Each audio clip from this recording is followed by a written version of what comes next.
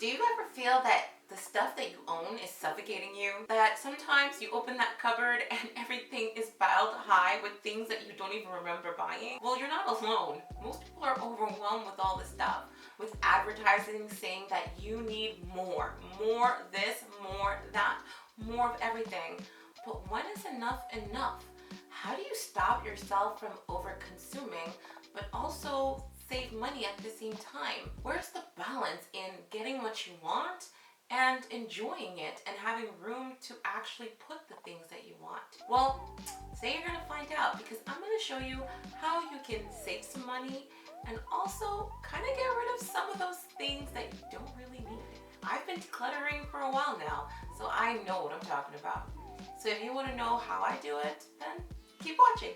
What is minimalism anyway? Well, minimalism is defined by Google as a minimalist is a tool that can assist you to finding freedom. Freedom from fear, freedom from worry, freedom from overwhelm, freedom from guilt, freedom from ... To be honest with you, it's all about freedom. But, however, in New Age, people think that a minimalist is all about lifestyle. So the definition is, a minimalist lifestyle is the process of identifying what is essential in your life and having the courage to eliminate the rest. So both definitions make sense, but which one applies to your everyday and which one helps you save money? Becoming a minimalist takes a mindset shift. It takes you saying, you know what, I've had enough. I've had enough with stuff and I want to become better. But that's not for everybody. And I'm not telling you to get rid of everything. As I said in the beginning, what you must do is understand how you are purchasing. Why are you buying these things? The reality is that stores, they make it so that you want to purchase. Amazon, even if you're online shopping, it's so convenient that you overbuy. You think of a toaster and all of a sudden you're like, I want toast. I must buy the toaster. You don't just buy a $10 toaster. No, you go out and you buy a toaster that takes 6 toasts. You're only one person or maximum 2. Why would you need 6 toasts? But that is maximalism. It's giving the consumer more because somebody wanted it at some time. But do you need it? No. And I'm telling you a story that happened to me. At Christmas, I was craving waffles. I was like, I'm going to be the waffle queen. I must have a waffle maker. I went and I shopped for a waffle maker. Got the waffle maker on Amazon. It was delivered the next day. But once I got the waffle maker, I had waffles 3 times. After that, now the waffle maker is in storage. And I don't think I'm the only one this happens to. The great thing about minimalism, it teaches us how to do mindful spending. Everything that we buy is with intention. And by asking yourself a few questions, you'll be able to navigate your craving to spend. So, let's say you go to a store and it's a beautiful store. Let's say it's HomeSense or I don't know, Macy's, wherever you shop. Let's say you walk in and you love everything. It's a new season. You're like, I must have it all. Grab a cart. You start from left to right. So as you go through the store, you're going to pick up everything you can possibly want. When you get to the middle, you're going to ask yourself, do I want this? Do I need this? Will this bring me value? Will I like this in a year? Those are the questions you ask yourself. Then you continue. Pick up stuff, put things back, do all those things. When you get to the end of all the shopping section, before you get to the cash, you're going to ask yourself the exact same questions again. The reality is you probably won't. Every time you get a no, put it back. Then, before you get to the cash, you ask yourself, can I spend this money on something else? Is there anything else in your life that this money would be put to good use by doing? If the answer is yes, then put those things back. Whatever is left in your cart is probably what you need. As long as you are honest with yourself, you won't be bringing clutter in your home. Some people will use the one out, one in, but sometimes I didn't think that worked for me because I'd get to the store and I would say, look at that sweater, it's on sale. Of course I need it. I do not have a black sweater. This is crazy. I must have it. It's cashmere. It's on sale. I must bring it. I must wear it. I get home like 8% cashmere. So I've overpaid for 8% of cashmere. And then I look in my closet and there's a bunch of black sweaters there. And probably close to the same cut. When it comes to spending, It's super hard to know what you need, want, or value and what you'll be using in the years to come. So how do you spend without being a maximalist? How do you spend like a minimalist? Well, it's very simple. You purchase items of quality. You don't go out and buy 10 pairs of pants. You buy a quality pair.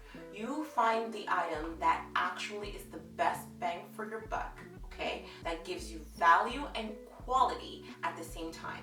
You forget about quantity. Having a great pair of fitting jeans is better than having 10 pairs that fit so-so, right? Having that cute blazer that you can wear with anything is much better than having 10 blazers that the seams are coming off of. You start prioritizing items, whether it's clothes, furniture, appliances.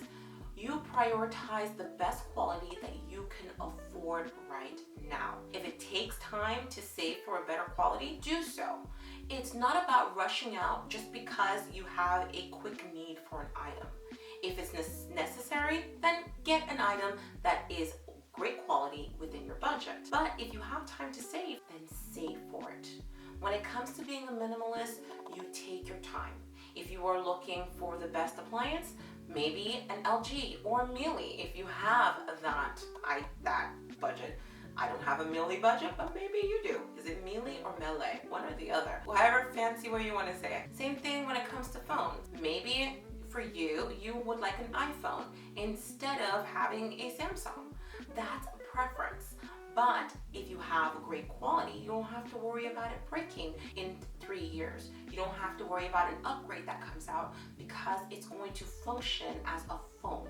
It's going to function as a fridge, a stove, or whatever it is. So just take the time and shop mindfully. Just don't go and fill your closet with all the stuff. Take time and figure out what fits your body. Sometimes tailoring is going to be necessary. Maybe you're going to buy something and you say, okay, I'm going to spend that extra $40 getting the tailor to fit it to my body so I feel confident and comfortable in it. The same thing about your space at home.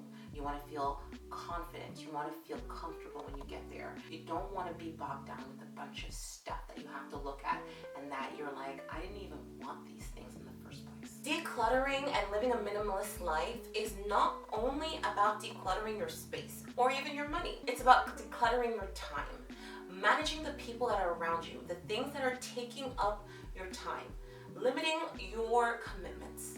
Now, I know that this might seem daunting because sometimes it's hard to say no.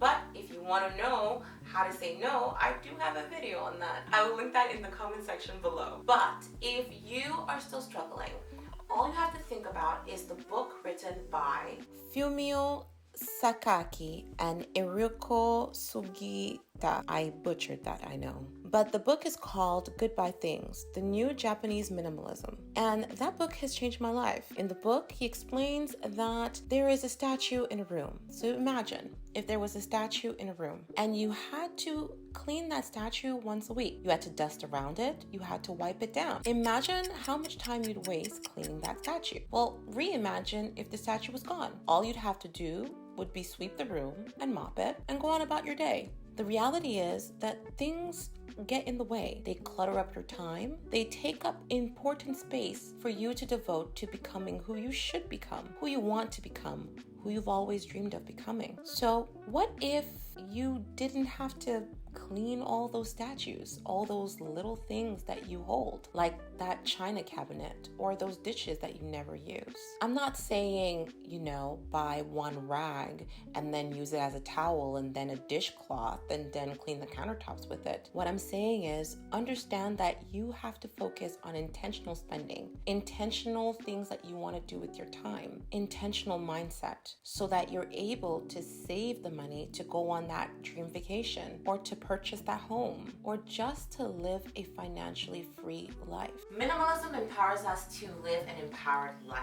It helps us to remove all the things that weigh us down. Also, it helps us find our life's purpose in contentment. But maybe minimalism is not for you.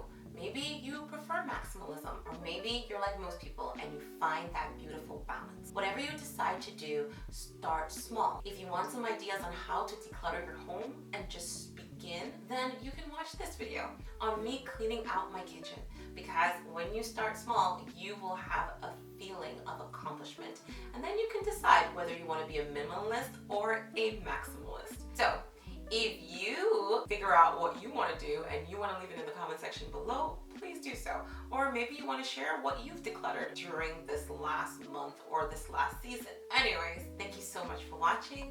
Have a great day, and don't forget to like and subscribe. I would really appreciate it. Bye!